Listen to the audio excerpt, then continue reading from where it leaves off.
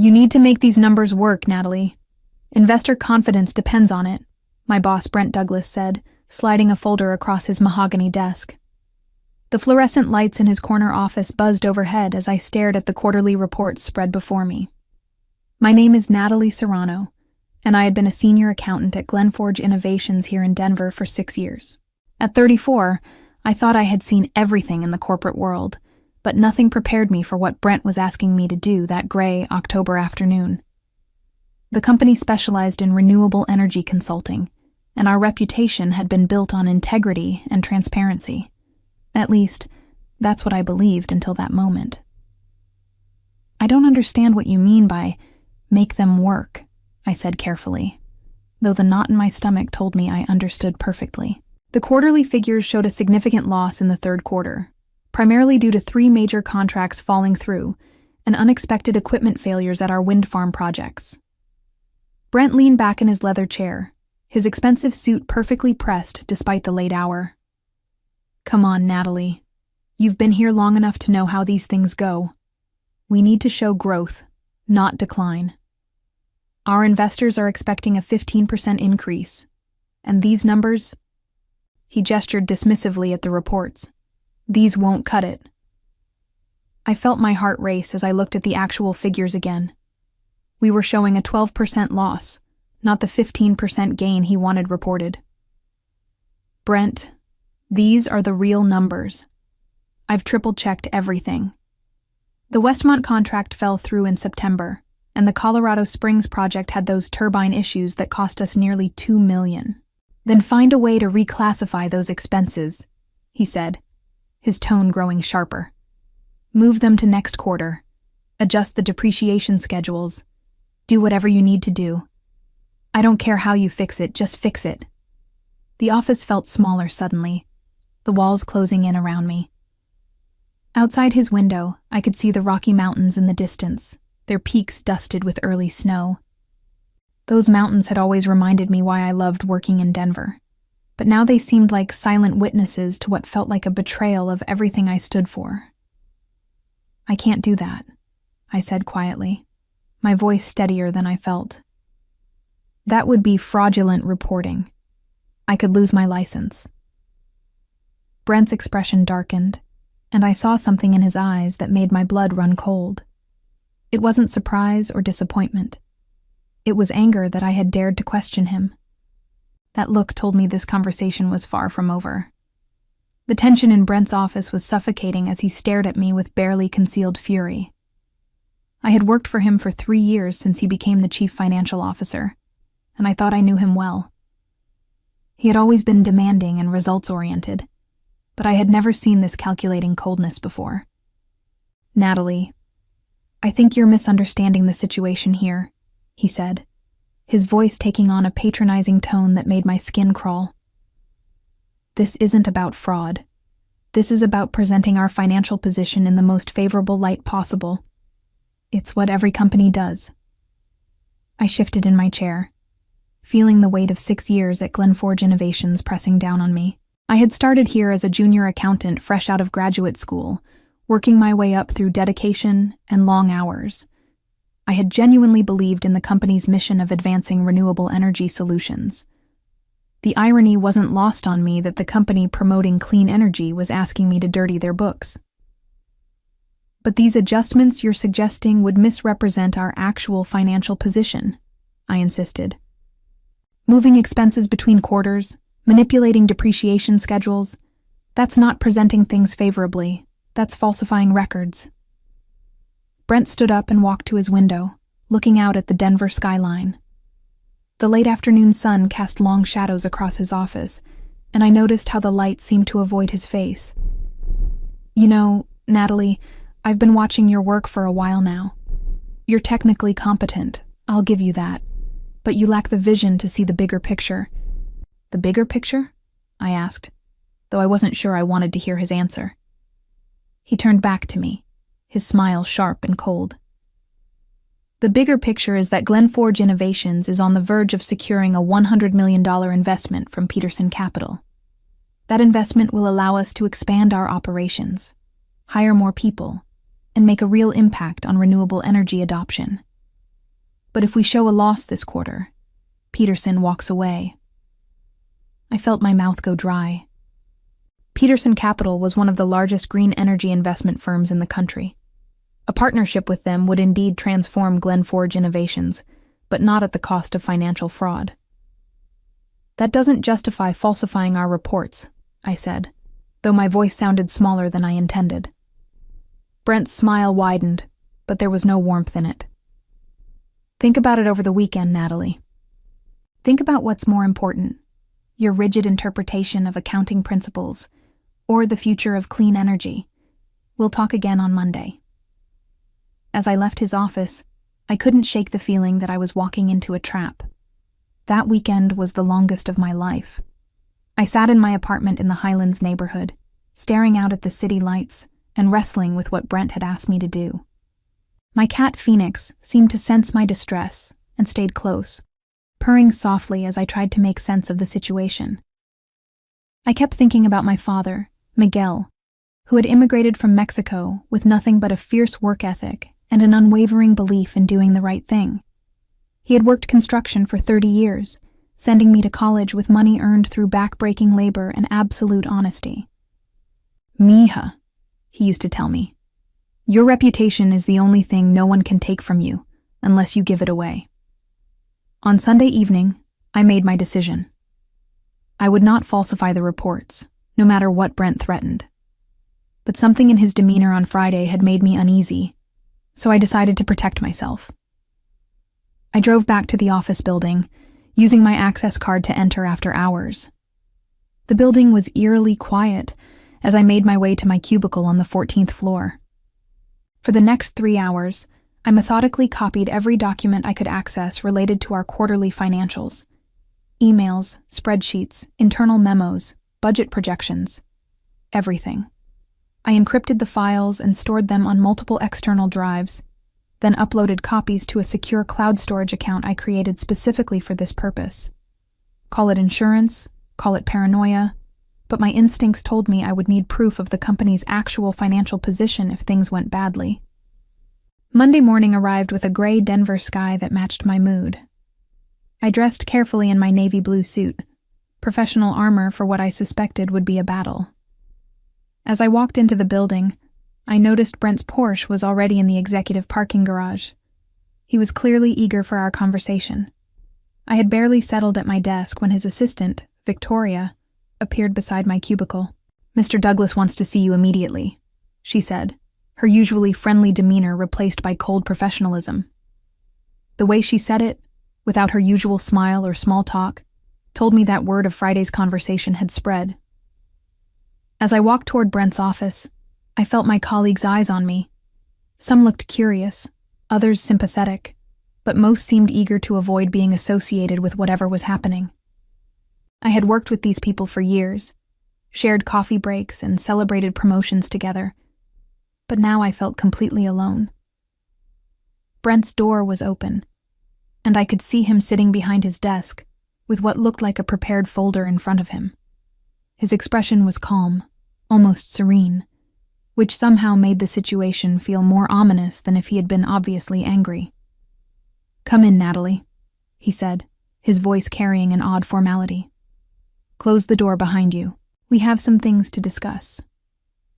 I closed the door and took the chair across from Brent's desk, the same chair where I had sat on Friday when this nightmare began. The folder in front of him was labeled with my name, and I could see what looked like official letterhead beneath the cover. "I hope you used the weekend to reconsider our conversation," Brent said, folding his hands on his desk. His tone was casual, but there was steel underneath it. "Have you thought about what I asked you to do?" "I have," I replied, trying to keep my voice steady. "And I can't do what you're asking. I won't falsify financial reports, Brent. There has to be another way to handle the Peterson Capital situation." His expression didn't change, but something flickered behind his eyes. "I see. Well, that's unfortunate, but not entirely unexpected." He opened the folder and slid a document across the desk to me. "In that case, I'm afraid we need to discuss your future here at Glenforge Innovations." My heart sank as I looked at the document.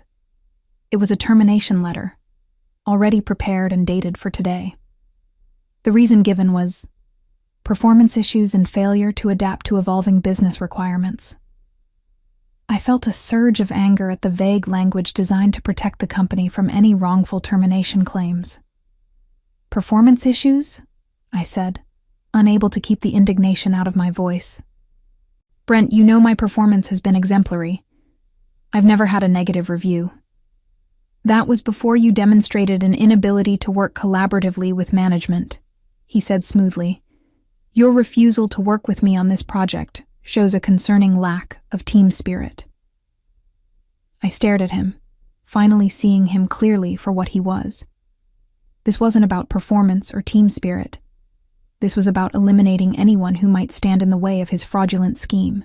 You're firing me because I won't commit fraud for you. Brent leaned back in his chair, his composure never wavering. I'm firing you because you're too naive for the real business world.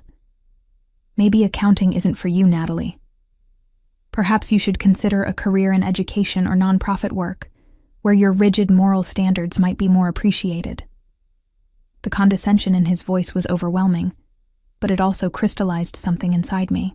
I wasn't just being fired. I was being dismissed as irrelevant, naive, and incompetent. After 6 years of dedicated service, he was treating me like a child who didn't understand how the adult world worked. I'll need you to clean out your desk and return your access card by the end of the day, he continued, consulting his watch as if my termination was just another appointment in his busy schedule. Victoria will escort you to your workspace and observe while you pack your personal items. I signed the termination papers because I had no choice, but as I wrote my name, I felt something shift inside me. Brent thought he was getting rid of a problem, but he had no idea what he had just unleashed. One more thing, he said as I stood to leave. You signed a non-disclosure agreement when you started here. I trust you remember the terms regarding confidential company information. The threat was clear, even wrapped in legal language. He was warning me to keep quiet about what I had seen and heard. I nodded silently, not trusting myself to speak without revealing the fury building inside me. As Victoria appeared at the door to escort me out, I took one last look at Brent. He had already turned his attention to his computer screen, dismissing me as if I had never existed. He thought this was over, but he was wrong. He had no idea that his worst nightmare was just beginning. The walk from Brent's office to my cubicle felt like a funeral march. Victoria walked beside me, her clipboard in hand and her expression carefully neutral. I could feel the eyes of my colleagues following us, but no one spoke. The entire floor seemed to hold its breath as news of my termination spread through the office grapevine. My cubicle looked exactly as I had left it on Friday. Family photos, my favorite coffee mug with the Colorado flag on it, the small succulent plant that had somehow survived 3 years of office fluorescent lighting. These personal touches that had made the space mine for 6 years now felt like artifacts from someone else's life. You have 1 hour to pack your personal belongings, Victoria said, consulting her clipboard. I'm required to observe to ensure no company property is taken. I nodded and began gathering my things, my mind racing even as my hands worked automatically. The encrypted files I had copied over the weekend were safely stored at home, but I needed to be careful not to give any indication that I had taken anything from the office. Victoria watched me with the intensity of a security guard, making notes on her clipboard about everything I put in the cardboard box. As I packed my desk drawer, I found the business card that Janet Rodriguez, a reporter from the Denver Business Journal, had given me 6 months ago. She had been writing an article about women in renewable energy finance and had interviewed several of us at Glenforge Innovations. At the time, I had been proud to represent the company in a positive light. Now, that business card felt like a lifeline. Personal effects only, Victoria reminded me as I hesitated over a stack of industry publications. Those belong to the company. Of course, I said, slipping Janet's business card into my pocket while Victoria was distracted by someone asking her a question. The move was subtle, natural, and completely unnoticed. My colleague Jessica appeared at my cubicle as I was packing the last of my personal items. She had started at Glenforge Innovations the same week as me 6 years ago, and we had become close friends. Her face was pale with shock and concern. "Natalie, what happened?" she whispered, glancing nervously at Victoria. "Everyone's saying you were fired, but that can't be right." I looked at her for a long moment, wanting desperately to tell her the truth, but knowing I couldn't. Not here, not with Victoria watching and listening to every word. "I disagreed with management about some accounting practices," I said carefully. "It seems they felt my position was no longer sustainable." Jessica's eyes widened with understanding. She was an accountant too, and she knew exactly what kind of disagreements could lead to sudden termination. "I'm so sorry," she said quietly. "This isn't right." "Thank you," I said, meaning it. It was comforting to know that at least one person saw through the company's narrative about performance issues. As I carried my box toward the elevator, I passed the conference room where the quarterly review meeting was scheduled for Thursday. Through the glass walls, I could see the presentation materials already set up, ready for Brent to present his falsified numbers to the board and potential investors. The sight made my stomach turn, but it also strengthened my resolve. By the time I reached the parking garage, I had made my decision. Brent thought he had silenced me with threats about non-disclosure agreements and professional reputation. He thought I would slink away quietly, grateful to avoid a public scandal. But he had underestimated me completely. As I drove home through the Denver traffic, I was already planning my next move. That evening, I sat in my apartment with the encrypted files spread across my laptop screen and Janet Rodriguez's business card in my hand. The weight of what I was about to do settled on my shoulders like a heavy blanket, but I knew there was no turning back. Brent had made his choice when he decided to fire me rather than abandon his fraudulent scheme. Now I would make mine. I called Janet's number, and she answered on the second ring. Denver Business Journal, Janet Rodriguez speaking. "Hi, Janet. This is Natalie Serrano. We met about 6 months ago when you interviewed me for your article about women in renewable energy finance." "Of course I remember you," Janet said, her voice warming with recognition. "You work at Glenforge Innovations. How are you?" "Actually, I worked at Glenforge Innovations. I was terminated today." I took a deep breath. "Janet, I have a story that I think you should hear. It involves financial fraud, investor deception, and a company that's about to betray everything it claims to stand for." There was a pause on the other end of the line. "Those are serious allegations, Natalie. Are you sure you want to go on the record with something like this?" "I'm sure," I said, surprised by the steadiness in my own voice. "But I need to know that you'll investigate this thoroughly. I have documentation, but I want to make sure this story is bulletproof before it goes public."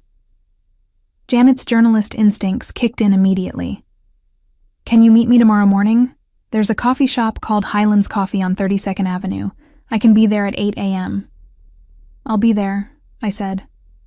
"And Janet, bring a photographer. I have a feeling this is going to be bigger than just one company's financial irregularities." After hanging up with Janet, I spent the rest of the evening organizing my evidence. The encrypted files contained everything Brent thought he had hidden.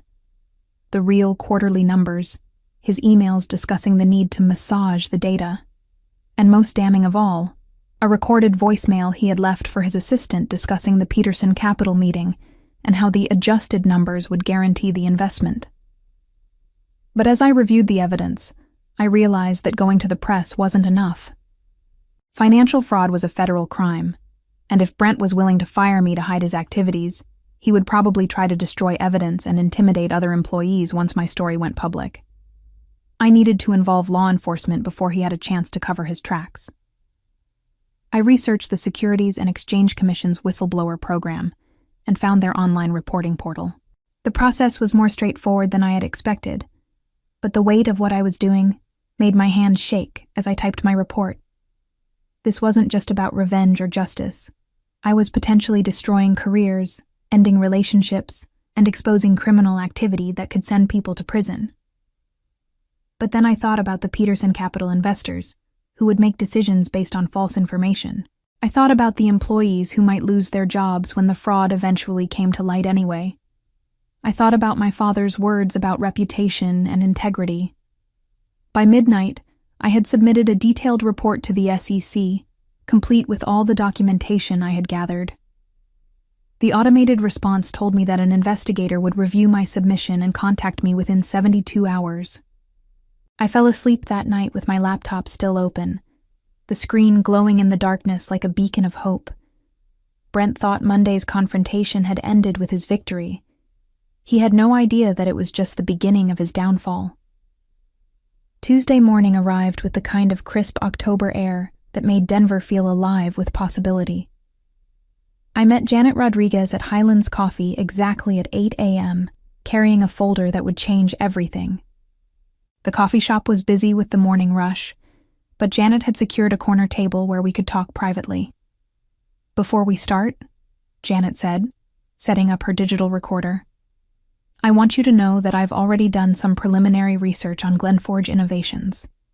There have been rumors in the industry about aggressive accounting practices, but nothing concrete enough to report."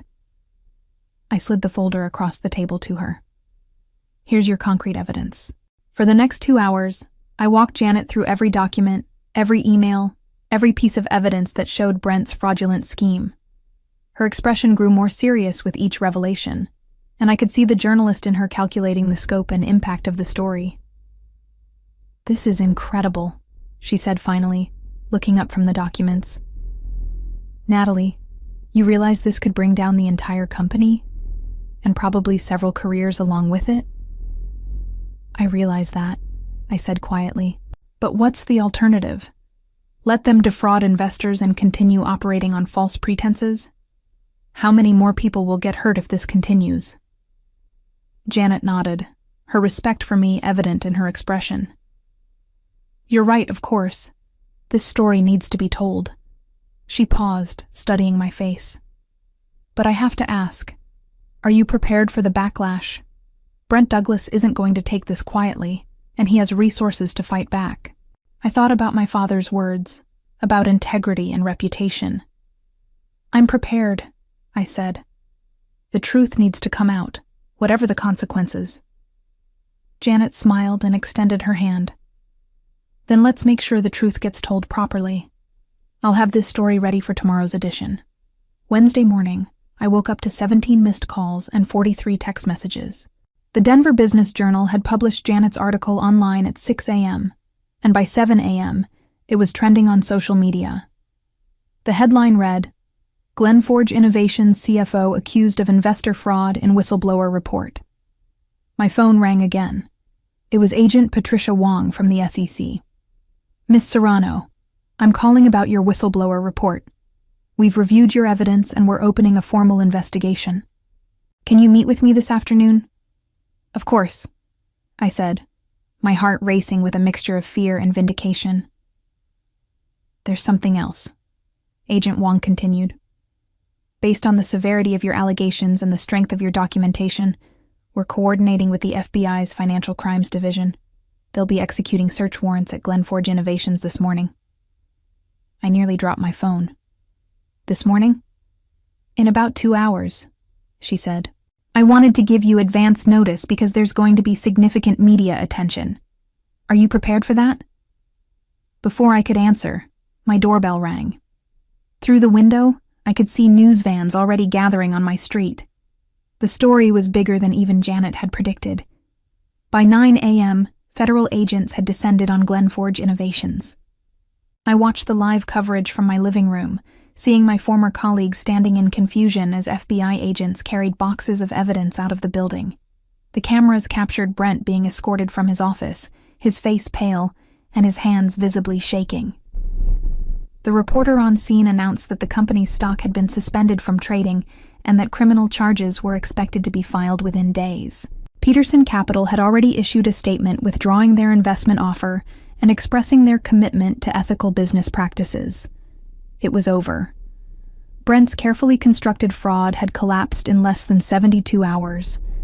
As I watched Brent's empire crumble on live television, I realized that justice wasn't just about punishment. It was about protecting others from the harm he would have caused. My father would have been proud. I had protected my reputation by refusing to compromise my integrity. And in doing so, I had probably saved countless investors from financial devastation. The road ahead would be challenging, with legal proceedings and career rebuilding to consider. But I had learned that sometimes the most difficult choice is also the most necessary one. Sometimes the only way forward is to burn down the very thing that's destroying you from within.